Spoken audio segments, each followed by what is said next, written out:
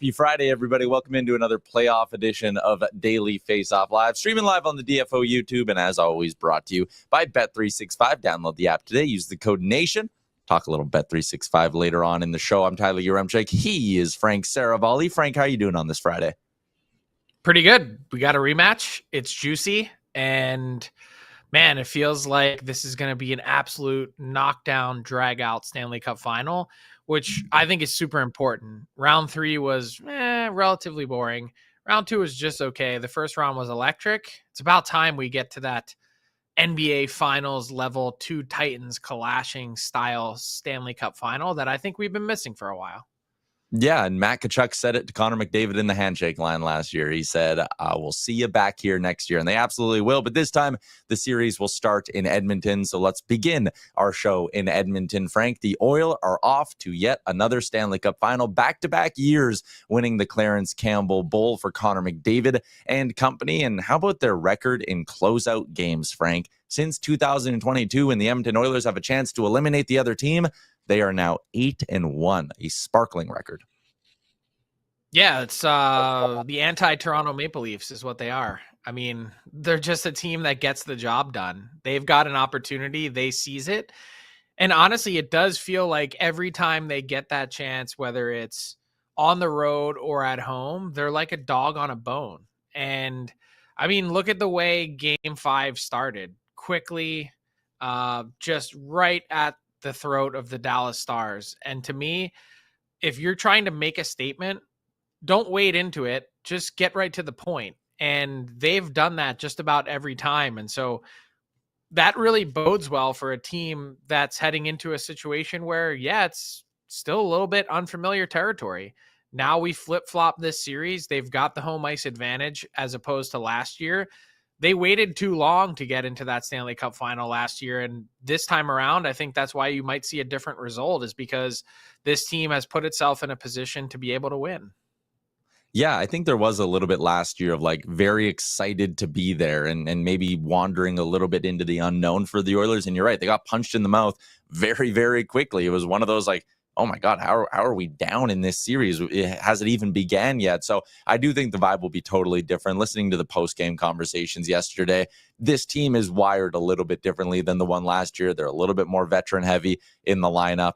So many different kind of storylines to go through. I thought Connor McDavid was excellent last night. He's up to 100 career playoff assists. He's the second fastest player to get to that mark. It took him 90 games. It took Wayne Gretzky, of course, 70 games to be there. But that goal in the second period, and it's something we talked about on the show earlier in the week, especially coming out of both games 3 and 4, where Dallas would have these runs where they play so well and they dominate the Oilers and they hem them in, and then one bounce goes the other way and Edmonton scores, and you'd get the sense that on the Dallas bench, you're like, how did we play so good, but we're still down by 2? That McDavid breakaway goal was exactly that. Dallas was all over them, momentum firmly on their side, and all the Oilers needed was one rush, and McDavid basically puts the game away at that point.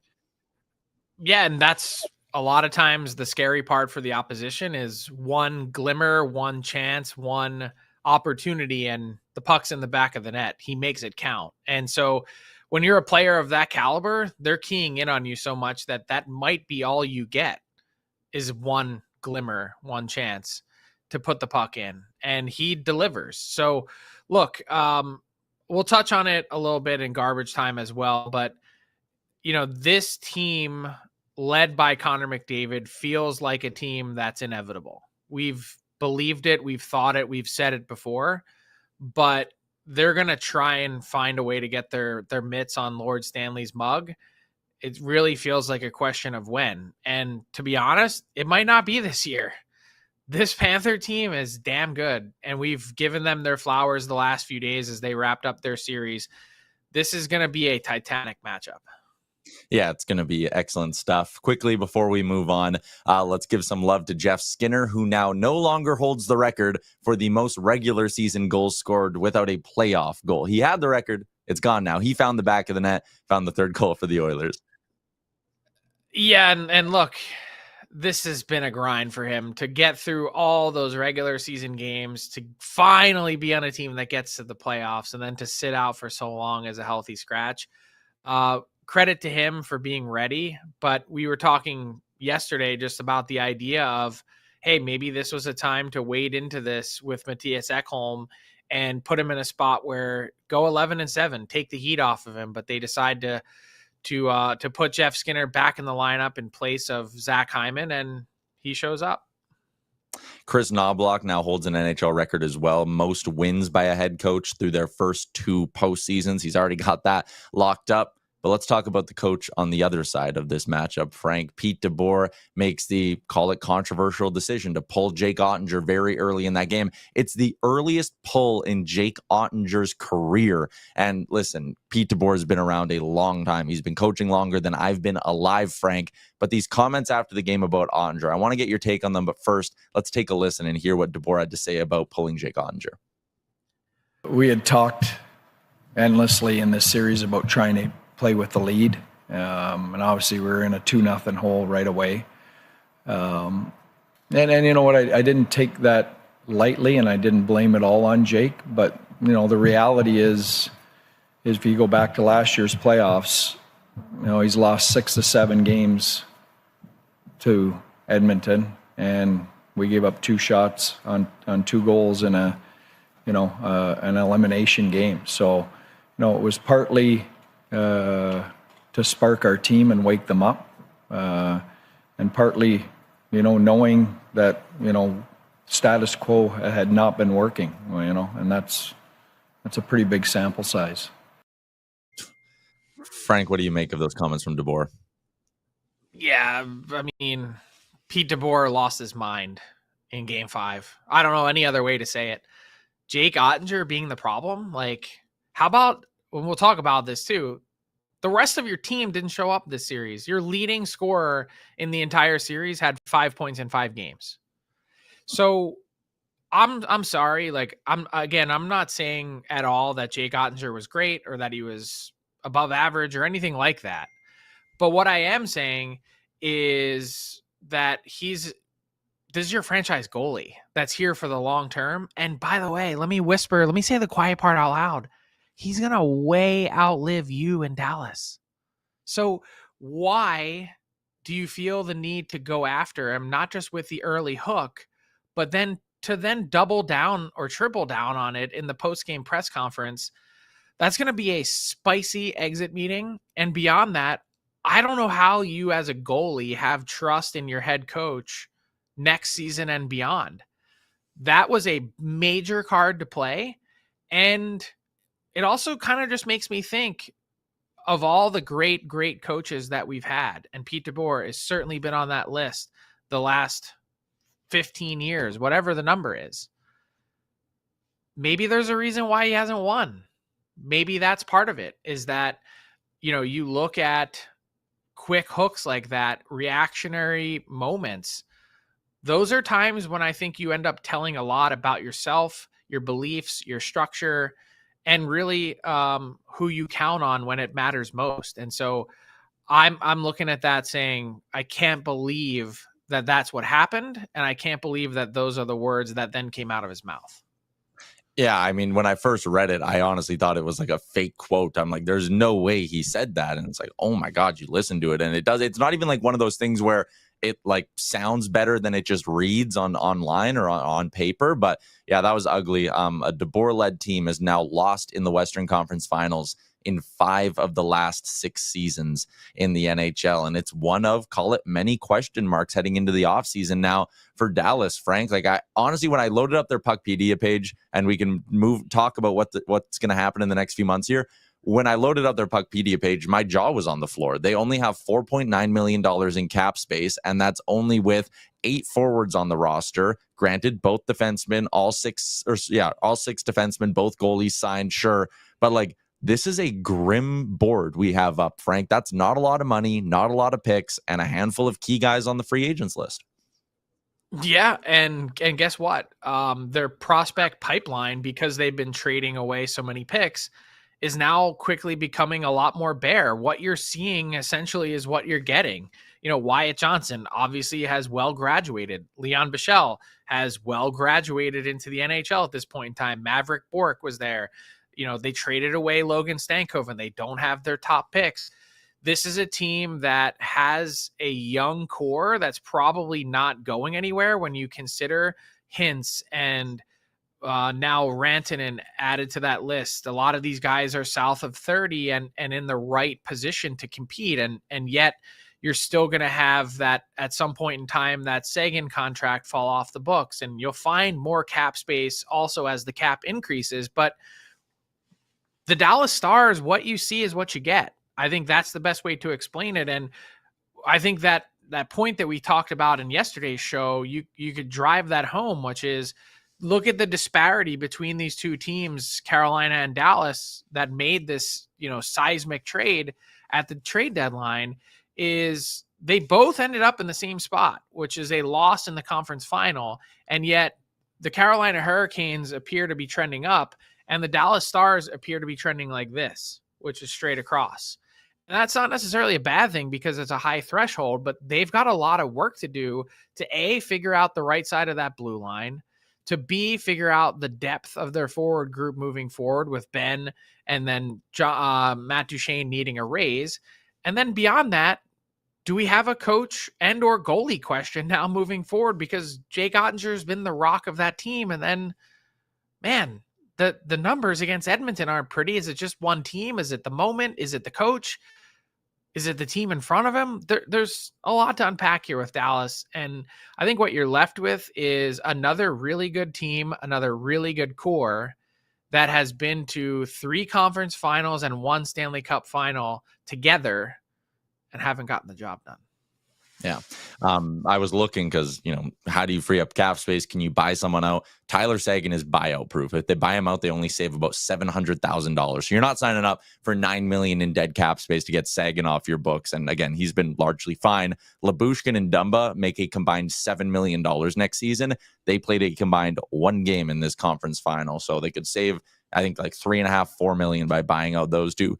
Again, unless you're but they don't have assets to attach, so it's probably just a non-conversation there. But Jim Nill, the point I'm making here, Frank, he has some tough decisions to make here in the next couple of months. Let's step away from the playoff conversation real quick here, Frank. We got some news last night on the coaching front as the Seattle Kraken have found their man. Lane Lambert is going to be the next bench boss there after 1.5 years as the Islanders head coach. He gets another crack at things with the Kraken. What do you make of this decision? I guess in some ways, maybe to be considered a bit of a surprise that Lane Lambert, I don't think was hugely talked about in the process. Obviously, spending the last year with Craig Berube and the Toronto Maple Leafs as an assistant, going to get another crack. And I think that's exciting for a guy that probably was living under some very specific parameters on Long Island. And he's someone that has spent a lot of time in the orbit of some really good coaches. And he was Barry Trotz's guy, his right-hand man for the longest time. And that obviously, part of that, I'm sure, rubbed off on him. And he's someone that certainly has presence, someone that has had a wealth of experience for all the time that he has spent on an NHL bench. And I think he's a guy that makes sense for this Seattle Kraken team in this exact period of time. They're not at the moment ready or set up to be a team that competes. But can he begin to put the pieces in order? If you think about it like a Rubik's Cube, can he get, and this is all that you're asking for him of him right now, which is, can he get 3 or 4 sides of the puzzle together? Maybe you need someone else to come in later and finish off the puzzle, and it's going to have to be done in conjunction with Jason Botterill aligning everything as new GM. But can he be the guy that starts to unlock some of it? And I think that's what you're looking for. And maybe he is the guy that finishes it off in the end once it's ready to go, but it's not there yet. So I don't want this to sound disrespectful to Lane Lambert at all, but you talk about where the Kraken are at. Did that hinder their ability to maybe get someone who we would have believed to be a top candidate? Well, look, it's still 1 of 32. So guys are clamoring for these jobs, and they definitely spent no shortage of time interviewing who I would consider to be top candidates. But I do think that if we're injecting truth serum into the arms of all of these candidates that talk to them, we did the exercise ourselves. How many times did we rank the attractiveness of these jobs? the Kraken, if they weren't last, they were certainly in that bottom tier of teams that you'd want to take over, because it's going to be such a long haul and a grind. And Lane Lambert, why not? Perfect guy to sign up to do it. All right. There's 2 more vacancies still before we get to our big segment, Boston and Pittsburgh. If I remember correctly, didn't Dubas say he wants to fill this Penguins job by the end of the week? And it is the end of the week. Yeah, I think time is beginning to be of the essence. These have lingered for a bit. Boston, I'm still floored at how many people that they've talked to. I mentioned today 14 to 16 different people interviewing. Look, there was a report the other day, Marco Sturm was set to be the next guy. I was told, don't run with that. Again, not saying it's wrong. It's just that there's so much floating out there that until it's done, it's not done. All right, let's get to our big segment for the day, Frank. It's our off-season preview for the day, and it's brought to you by Budweiser. Budweiser is encouraging buds to make time for playoffs, not excuses. Every goal, every win is better enjoyed with your buds. So phone a bud, text a bud, and call out their excuses for bailing on the playoffs. After all, the playoffs are the most wonderful time of the year. Make them count with Budweiser.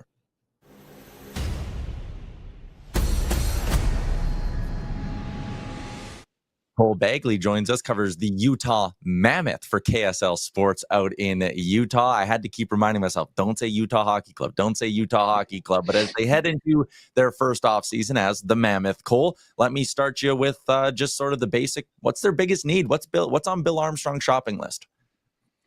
Yeah, I mean, first and foremost, it was a really successful first season in Utah. And like yourself, it was just kind of muscle memory saying Utah Hockey Club, so I've had to adjust to the Mammoth as well. But looking ahead to the off season, this is going to be an interesting summer for the Mammoth because I think a lot hinges on what they're able to accomplish, but there's a lot of different ways that this could go. But I think the needs that they have, first and foremost, the one that I think people are potentially looking past is they need another goaltender. Obviously, all due respect to Connor Ingram, and you hope that the best for him, but there's no guarantees that he's going to be ready to go at the beginning of this next season. And so goaltending is something that they're going to take a look at. And then as well, what kind of became obvious is they need size and scoring. They have a lot of talented youth up front with Logan Cooley and Dylan Gunther, obviously a lot of talent in Clayton Keller, but they need some more size. They need some guys that are going to go battle in the dirty areas, that are going to crowd the crease and are going to help them score, to kind of bridge that gap offensively. Their blue line is fine, but it's more, they need more help up front to, better their plus minus and hopefully win, some of those closer games that they barely lost in either overtime or, a lot of, one shot, one goal games that made the difference between making the playoffs and not. Cole, you mentioned some size up front, and that's the first thing I think of when thinking about this week for the Mammoth, a huge week in that they signed to entry-level deals, Daniil Boot and Dmitry Simashev, 6'5", 6'6". One's a defenseman, one's a forward, both finishing up their KHL careers with Locomotive, 6th and 12th overall picks from 2023. My big question for you, pardon the pun, is how ready are they to be NHL players? The expectation is that these guys are going to get some minutes. They made a lot of progress over this last season, and Bill was very straightforward in saying, look, we expect these guys to play, but they're going to have to come in and earn a job. And like most players, especially coming from the KHL, they're going to have to adjust to the speed, especially given their size, right? A guy like Daniil Boot, 6'7", he's an absolute monstrosity, and it's very exciting to think about what his potential could be. I've heard some comparisons to Tage Thompson in the way that Boot attacks the net and how he gets to the net. But there is some, not necessarily concern, but just, they're looking at, hey, this could take him some time to kind of figure out and adjust to the speed of the game, given his size. With Simashev, I think he's going to be a little bit more ready than Boot is. So I expect him to kind of ease into that transition a little bit better. Both guys are set up to be able to go down to the AHL if they need to for the first 18 months, and then those European clauses open up after that. So if they need it, we could see a similar transition to, Dylan Gunther, Josh Doan, in the organization who needed to go and spend about 20, 30 games before they were really NHL ready. But I think I don't necessarily expect that from Simashev. Boot, we'll see. But both these guys bring exactly what the Mammoth need, which is, a lot of size, and a lot of power. Okay, so if we're looking at this roster and you mentioned need a goalie, I think they've got a pretty set defense core when you add in Simashev, and obviously they brought back someone like Cole. Up front, how aggressive do you think Utah will be? A lot of us have listed Utah as a team to watch on the Mitch Marner sweepstakes. Do you anticipate Utah opening up the checkbook if it comes to that, if they can land someone of that caliber? Yeah, I do. But I think they're going to be smart about it. Again, something that Armstrong has said repeatedly is, look, we don't want to win the summer just to lose the winter. I don't think they want to be a repeat of what kind of the Nashville Predators did a season ago, where it looked, on paper, it looks really good. It looks like, you're going to make, some big leaps, but then, it just doesn't pan out. So, they've got deep pockets. They're going to be aggressive. This obviously is, a free agency class with a lot of talent, a lot of guys that could make a big difference, and could come in and potentially be, franchise players that help the Mammoth reach the playoffs, not only reach the playoffs, but, hopefully become fairly competitive over the next couple of years. But it needs to make sense. Bill has stuck to, his game plan. He hasn't, tried to jump any steps. He's out there playing, checkers instead of chess, right? Making sure that the moves are smart, that they make sense, and that they're not going to set, this team back. Because, I think, as you guys have discussed, Utah might be in the best position of any team in the National Hockey League looking forward, based on, their roster, their age, the amount of money that they have, but they have to do it the right way. So I do think that they're going to be aggressive. I think they're going to try and enter some of those sweepstakes for guys, like Marner, maybe Bennett, Bozer, and see if they can't land one. But they're going to be smart about it. I don't expect them to necessarily overpay if they're able to enter some of those conversations. I think every fan base whose team needs to add a defenseman this summer is probably looking at the Utah Hockey Club and going, okay, you got Dursey, Marino, Kesselring on the right side. You have 8 defensemen on your roster, and Simashev, and don't forget Maverick Lamoureux as well. Is there a chance one of those defensemen maybe shakes loose? Like Frank talked about free agency. What about on the trade market? Could you see a big splash, or maybe they, try to make a tough decision on one of these really good defensemen and try to use that to upgrade the forwards?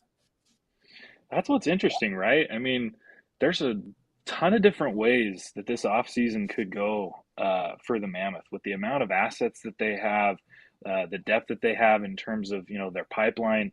I don't think, a trade is off the table. But, again, Armstrong is just going to be smart about it. He's not going to make a trade just to make a trade. He's going to do it if he feels like it's going to upgrade the team. A lot of people are talking about, are they going to trade the 4th pick? I don't see them trading that unless they have some sort of Sergachev type deal come on the table, right? A deal where, hey, this guy fits the timeline. He makes sense, and he's going to upgrade our team now. And we have an ability where we can afford to give up, another prospect. So we'll see. I don't think anything is off the table. Bill is going to be very thorough, in his process of figuring out what he needs to do. But I expect, movement one way or another, whether it's free agency, whether it's trade, or through the draft. They're looking to make some big swings this offseason. Because like I said earlier, I think there's a lot that hinges on this. If you can do this offseason the right way, this team could become, serious contenders here in a few years. All right, Cole, appreciate your time as always, man. You can find him on Twitter. He covers the Utah Mammoth for KSL Sports. Appreciate you doing this, man. Yeah, thanks. Appreciate you guys.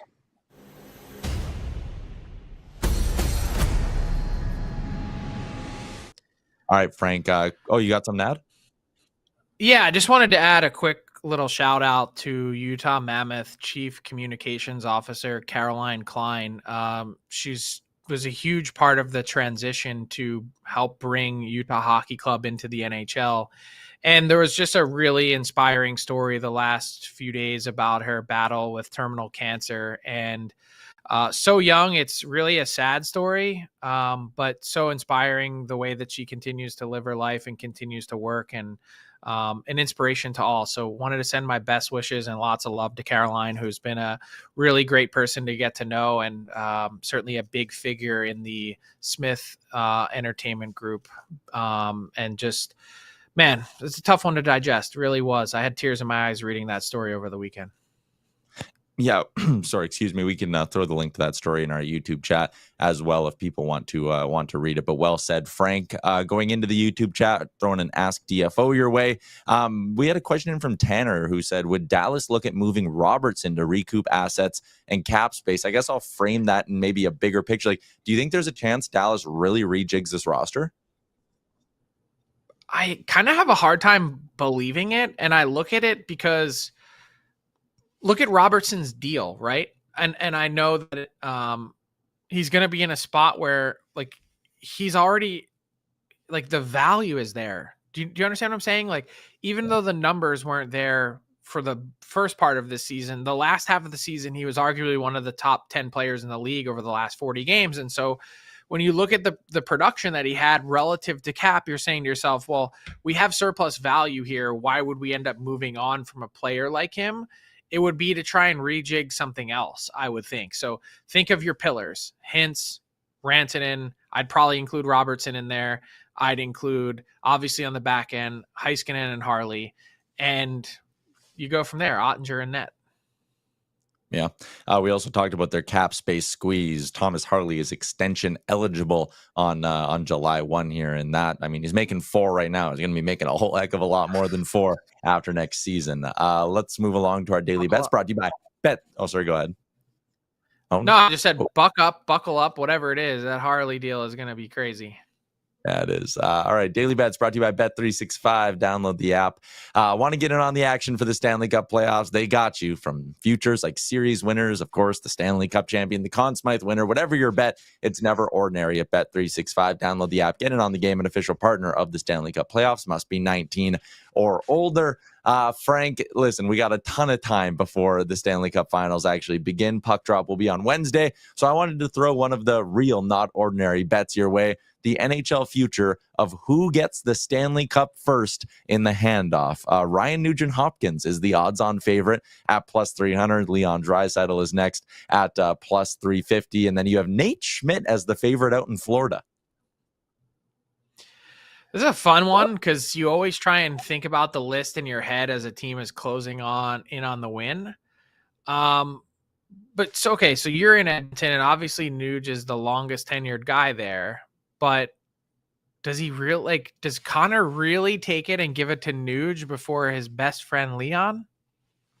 I know, and I feel like there's, again, not to get ahead of whatever, but like the iconic image of like a Connor McDavid to Leon Draisaitl handoff. I feel like that's what would happen, but I understand like the thought process behind Nuge being there at plus 300. And yeah, the Florida one, I guess, the 2 first timers are up there, but I feel like also it could probably be Brad Marchand at plus 1,000. That's decent.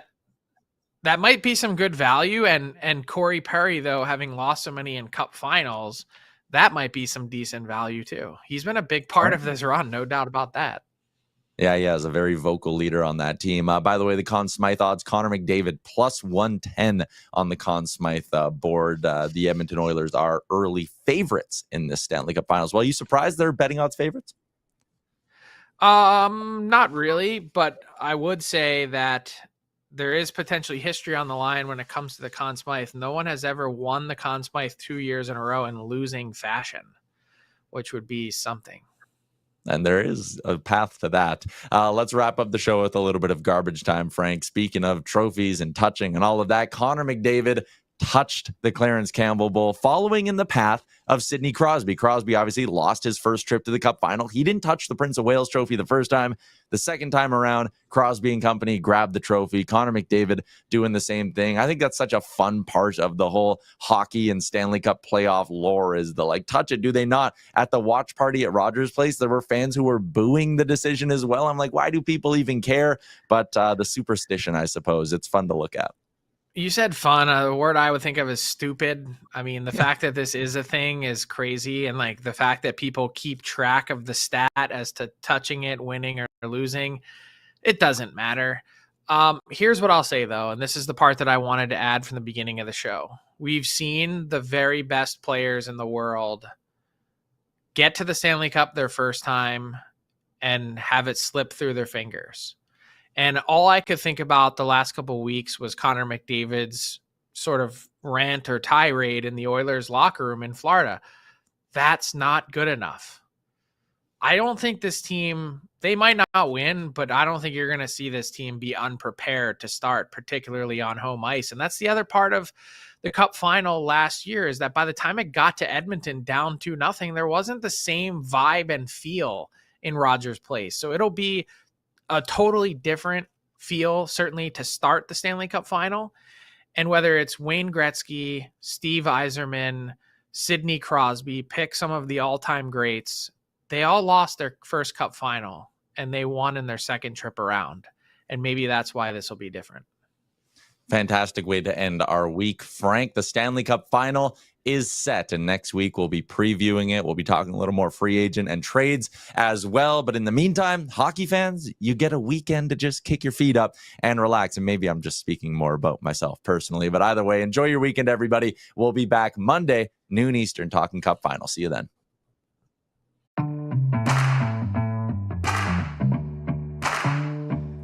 What's up, hockey fans? If you enjoyed that video, then you're going to want to hit the subscribe button to not miss any of our content, from daily live shows with Frank Seravalli to analysis from former NHLers to exclusive interviews with some of the biggest names in the hockey world on Frankly Speaking. You're going to want to hit that subscribe button and stay up to date with everything going on in the hockey world.